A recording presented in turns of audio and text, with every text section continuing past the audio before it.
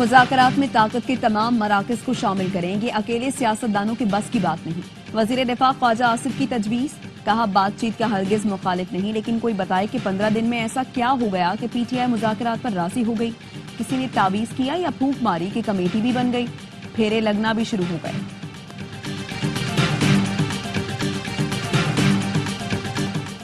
مذاکرات ناکام ہوئے تو یہ نام نہاد حکومت ذمہ دار ہوگی۔ پی ٹی آئی رہنما شبلی فراز کہتے ہیں یہ تاثر غلط ہے، بانی پی ٹی آئی اپنے لیے گنجائش ڈھونڈ رہی ہے۔ بانی کا اصولی موقف ہے کہ سیاسی قیدی رہا کیے جائیں، مذاکراتی کمیٹی اس موقف کے دائرے میں رہے گی۔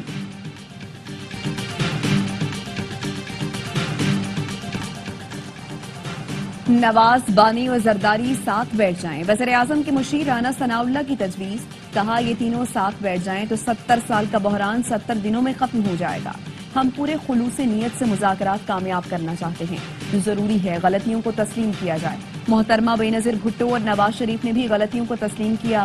خواجہ سعد رفیق کا کہنا ہے سیاست میں کوئی کسی کو دفن نہیں کر سکتا، پی ٹی آئی سے مذاکرات کامیاب ہونے چاہیے۔ پی ٹی آئی کو کہا تھا جیسے ہمیں نکال رہے ہو خود بھی ایسے نکلے ہو۔ آواز پہلے کوئی سنتا تھا نہ اب سنتا ہے۔ جیل میں بانی پی ٹی آئی نہیں، باجوہ اور ثاقب نثار نے ڈالا۔ امریکہ کو بانی پی ٹی آئی سے کوئی دلچسپی نہیں، اس کی نظر پاکستانی ایٹمی اور میزائل پروگرام پر ہے۔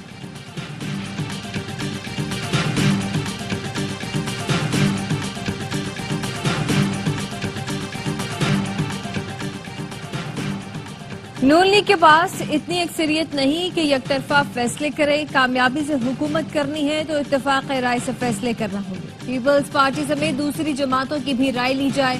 چیئرمین پیپلز پارٹی بلاول بھٹو کی پریس کانفرنس، کہا وفاق نے پیپلز پارٹی سے جو وعدہ کیا اس پر مکمل عمل نہیں ہوا۔ بامعنی مذاکرات سے صوبوں کے مسائل دور کر سکتے ہیں۔ معاہدے میں طے کیا تھا کہ صوبوں کو حقوق ملنے چاہیے۔ میں نے بھی سنا ہے کہ معیشت تھوڑی بہتر چل رہی ہے۔ تیز ترین معاشی ترقی کے لیے تیز ترین انٹرنیٹ ضروری ہے۔ ایسی انٹرنیٹ سپیڈ سے سرمایہ کاروں کو کیسے راغب کریں گے؟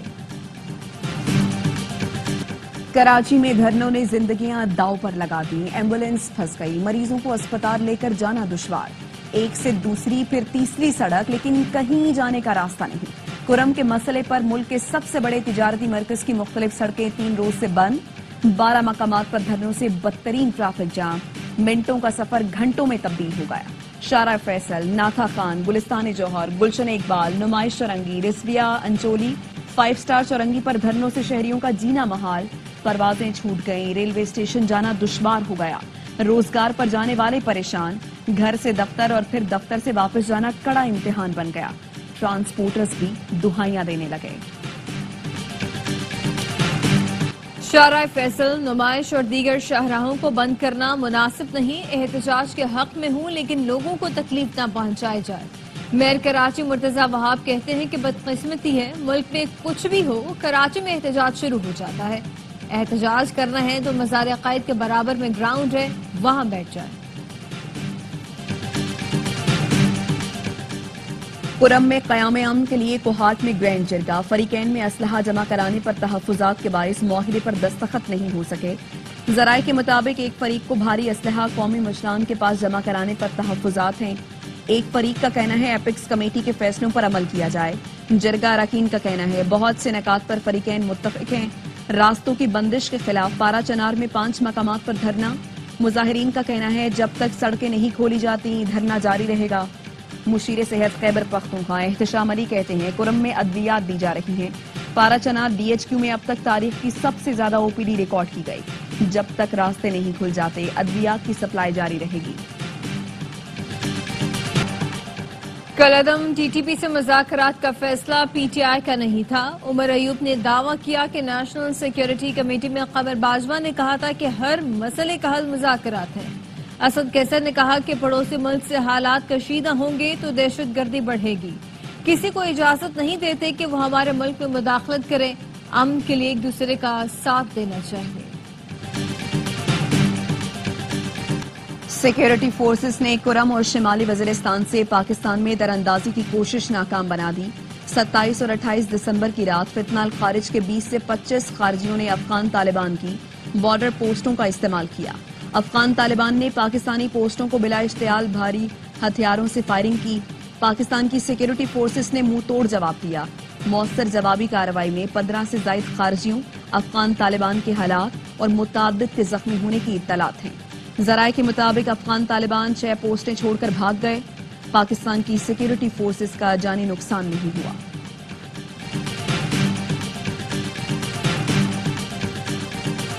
اوور بلنگ کسی طور قابل قبول نہیں، ملوث افسران کے خلاف سخت کارروائی ہوگی۔ بلنگ نظام میں شفافیت کے لیے اسمارٹ میٹرز کی تنصیب جلد مکمل کی جائے۔ وزیر اعظم کی زیر صدارت بجلی کی تقسیم کار کمپنیوں کی کارکردگی سے متعلق جائزہ اجلاس۔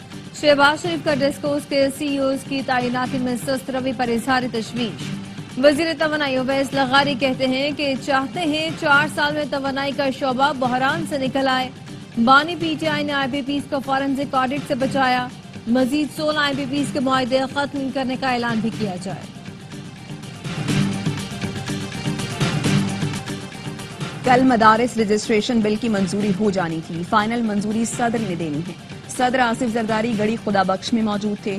جمعیت علماء اسلام کے سینیٹر کامران مرتضیٰ کا کہنا ہے حکومت کے پاس کوئی بہانہ نہیں کہ بل کی منظوری میں تاخیر کرے۔ جے یو آئی رہنما راشد سومرو کی صدر آصف زرداری سے ملاقات، بلاول بھٹو اور فریال تالپور سے بھی ملاقات ہوئی۔ سیاسی صورتحال، مدارس رجسٹریشن بل سے متعلق تبادلہ خیال کیا گیا۔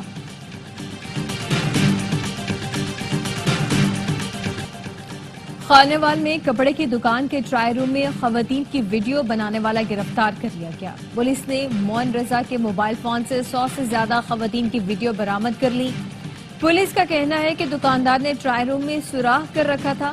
6 ماہ سے ملزم کپڑے تبدیل کرنے والی خواتین کی ویڈیو بنا رہا تھا۔ ان ویڈیوز کے ذریعے وہ خواتین کو بلیک میل کرتا تھا۔ پولیس نے مقدمہ درج کر لیا۔ سنچورین میں پاکستان کا پلٹ کر وار، 138 رنز ہدف کے تعاقب میں جنوبی افریقہ کے 3 بلے باز پیویلین لوٹ گئے۔ محمد عباس کے 2 اور خرم شہزاد کا 1 شکار۔ تیسرے دن بلے بازوں نے پرانی غلطیاں دہرائیں، باہر کی گیندیں چھیڑ کر وکٹیں گنوائی۔ پوری ٹیم 237 رنز پر ڈھیر۔ جنوبی افریقہ کو جیت کے لیے 148 رنز کا ہدف مل گیا۔ بابر اعظم اور سعود شکیل نے 79 رنز کی شراکت بنائی۔ بابر 2 سال بعد 50 بناتے ہی چل دیے۔ رضوان نے لیگ اور سلمان نے آف سٹمپ سے اپنی وکٹ تحفے میں دی۔ عامر جمال بھی سیٹ ہو کر آؤٹ ہوئے۔ سعود شکیل کی مزاحمت نے 84 پر دم توڑا۔ نسیم اور عباس نے کھاتا ہی نہ کھولا۔ انسن نے تباہ کن بالنگ کر کے 6 وکٹیں اڑائیں۔ میچ اے سپورٹس پر براہ راست دکھایا جا رہا ہے۔ نیا جوڈیشل سلک روٹ ہونا چاہیے۔ سی پیک فلیگ شپ منصوبہ ہے، جوڈیشل سلک روٹ سے ساؤتھ ایشین ممالک کو منسلک کیا جائے۔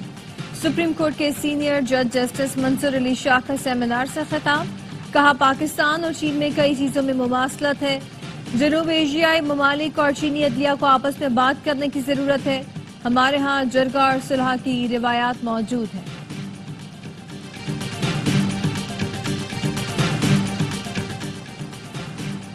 عدالتی فیصلوں کی تاخیر سے عوام کو مشکلات کا سامنا ہے، جرگے کے ذریعے مسائل حل کیے جائیں گے۔ محمود خان اچکزئی کا پشین میں عرصی جرگے سے خطاب، کہا کرپشن اور کمیشن کے ذریعے ہزاروں ایکڑ زمینوں پر غیر قانونی الاٹمنٹ کی جا رہی ہے۔ پاکستان کے وسائل امریکہ اور چین سے زیادہ ہیں، آئین کے مطابق سب کو چلنا ہوگا۔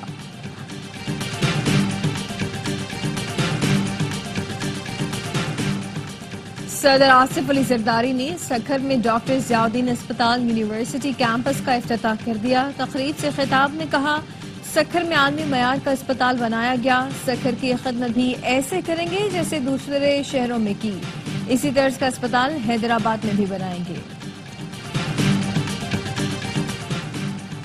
یونان کشتی حادثے کی تحقیقات، ایف آئی اے کے 31 افسران اور اہلکار مشتبہ قرار، نام پاسپورٹ کنٹرول لسٹ میں ڈالنے کا فیصلہ۔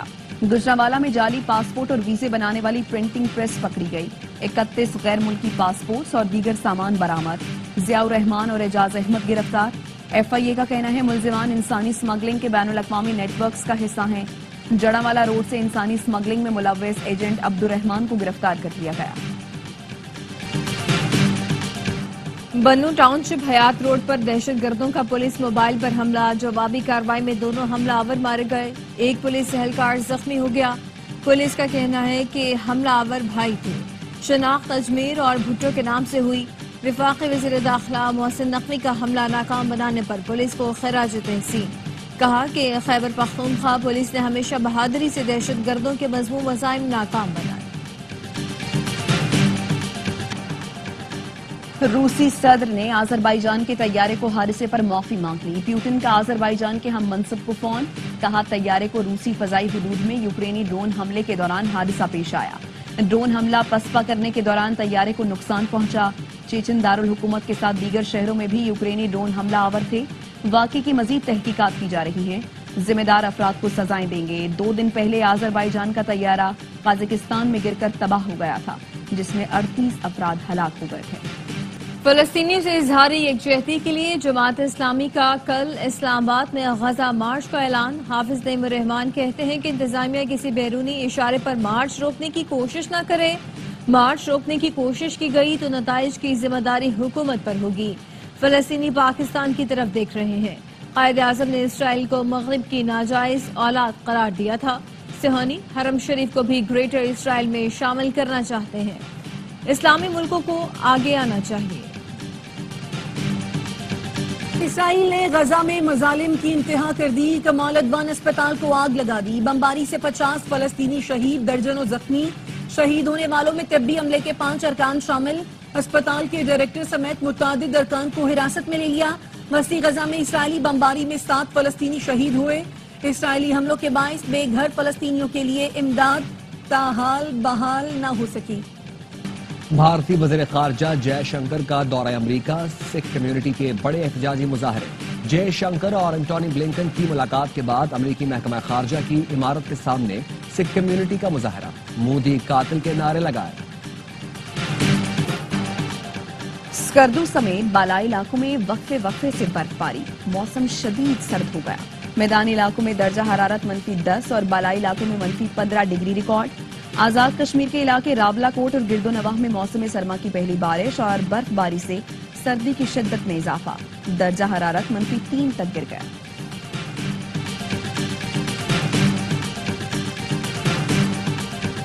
آئی سی سی نے emerging cricketer of the year کی نامزدگیوں کا اعلان کر دیا. ایوارڈ کے لیے پاکستان کے سائم ایوب امیدواروں میں شامل. نوجوان قومی اوپنر نے ون ڈے میں 64.37 کی اوسط سے 515 رن سکور کیے. انگلینڈ کے ایٹکنسن، سری لنکا کے کامنڈو مینڈس اور ویسٹ انڈیز کے شمار جوزف کا نام بھی شامل ہے. آپ بے وقوف ہیں. میلبرن ٹیسٹ میں سنیل گواسکر رشبھ پنت پر برس پڑے. کمنٹری کے دوران آڑے ہاتھوں لیا. کہا احمقانہ شاٹ کھیل کر آؤٹ ہو گئے. آپ کو کسی اور ڈریسنگ روم جانا چاہیے. چترال میں آئی سپورٹس کے مقابلے مرد و خواتین ایکشن میں فائنل میں گلگت بلتستان اور چترال کی ٹیموں کا مقابلہ. سیاح بھی لطف اندوز ہونے پہنچ گئے. آئس ہاکی بھی کھیلی.